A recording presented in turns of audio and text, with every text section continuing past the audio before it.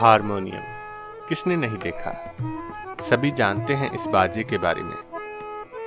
फिल्मों में, धार्मिक स्थानों पे या फिर कोई संगीत प्रोग्राम हो, हारमोनियम सब जगह काम आता है।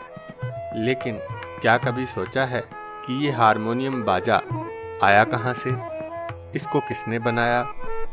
तो आइए आज हम जानेंगे हारमोनियम के आविष्कार के बारे में। दोस्तों, आपको ये जानकर हैरानी होगी कि हारमोनियम जो सबसे ज़्यादा भारत और इसके आसपास के देशों में बजाया जाता है, उसका आविष्कार भारत या एशिया में नहीं हुआ।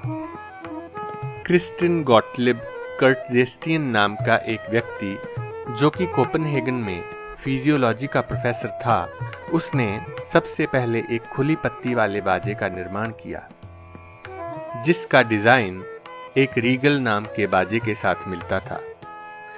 उसके बाद गैब्रियल जोसेफ ज़ेरेन ने 1810 में एक हारमोनियम जैसे बाजे का प्रदर्शन किया।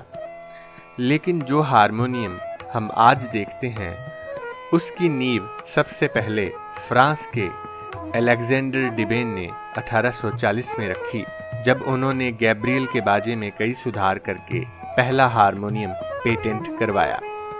अलेक्जेंडर डिबेन के हारमोनियम में पैरों से पंखा दबाकर हवा दी जाती थी, जैसे आजकल के हारमोनियम में पीछे से बैलो दबाकर हाथ से हवा दी जाती है। पश्चिम में हारमोनियम 19वीं और 20वीं शताब्दी में अपनी लोकप्रियता के शिखर पर था। हारमोनियम ज़्यादातर चर्चों और चैपल्स में लोकप्रिय था, जहां पर पाइप ऑर्गन जगह की कमी या फिर बहुत महंगे होने के कारण लाने संभव नहीं थे। 1930 के दशक में बिजली से चलने वाले इलेक्ट्रॉनिक कीबोर्ड्स के आ जाने के कारण पश्चिम में हारमोनियम का अंत हो गया। अमेरिका में हारमोनियम का आखिरी निर्माता ईस्ट कंपनी थी, जिसने 1950 के दशक में हारमोनियम का निर्माण बंद कर दिया। लेकिन कुछ इतालवी कंपनियों ने 1970 तक इसका निर्माण जारी रखा, लेकिन बाद में इनकी लोकप्रियता के कम हो जाने के कारण उनको भी हारमोनियम का निर्माण बंद करना पड़ा। हारमोनियम का आविष्कार भले ही यूरोप में किया गया था, लेकिन 19वीं सदी के बीच में कुछ फ्रांसीसी लोग इसे भारत और आसपास के इलाके में लाए, जहां ये सीखने में आसान होने के कारण तेजी से मशहूर हो गया। हारमोनियम का आविष्कार हुआ तो फ्रांस में, लेकिन जो रूप आज हम हारमोनियम का देखते हैं, तब ये वैसा नहीं था। पहले हारमोनियम स्टूल या कुर्सी पर बैठकर पैरों से हवा भरकर बजाया जाता था, लेकिन भारतीय संगीत वाद्य जमीन पर बैठकर या कुछ हाथ में पकड़कर बजाए जाते थे। पश्चिमी संगीत क्योंकि हारमोनिकली आधारित होने के कारण हारमोनियम पर कॉर्ड्स बजाने के लिए दोनों हाथों की ज़रूरत पड़ती थी, इसलिए हवा भरने के लिए पैरों का इस्तेमाल ही सबसे अच्छा था। लेकिन भारतीय संगीत मेलोडिकली आधारित होने के कारण एक ही हाथ से बजाया जा सकता था, जिससे दूसरा हाथ हवा भरने के लिए मुक्त हो गया। हारमोनियम को इसको बैठकर बजाने का और हाथ से हवा भरने का रूप कलकत्ता के द्वारकानाथ घोष जी ने दिया। देखते ही देखते हारमोनियम पेटी बाजा सारे भारत और इसके आसपास के इलाके में भी मशहूर हो गया, और समय के साथ साथ इसके कई रूप बाजार में आ गए, जैसे सफ़र के लिए सफरी हारमोनियम, बॉक्स हारमोनियम जो कि एक बक्से की तरह बंद हो जाता है, और स्केल चेंजर हारमोनियम आदि।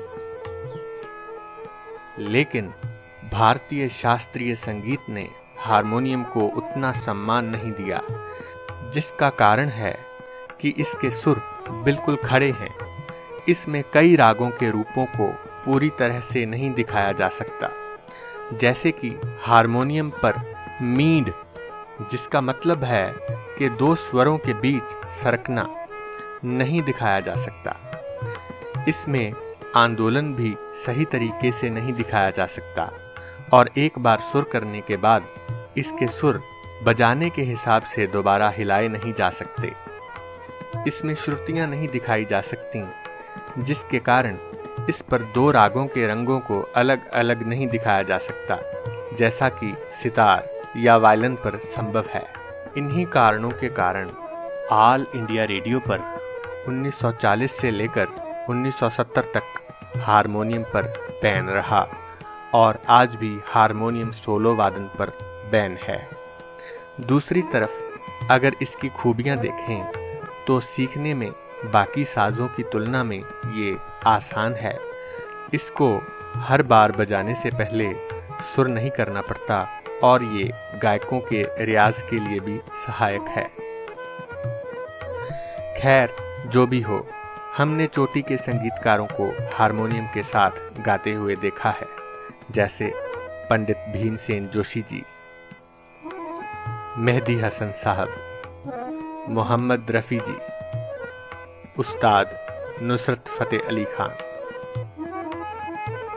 कोई धार्मिक स्थान हो या फिर किसी घर में लेडीज संगीत या दोस्तों की महफिल सजी हो, हारमोनियम हर जगह काम आता है और जिस किसी ने भी कभी न कभी संगीत सीखने की शुरुआत की हो, वो इस साज की अहमियत को जानता है।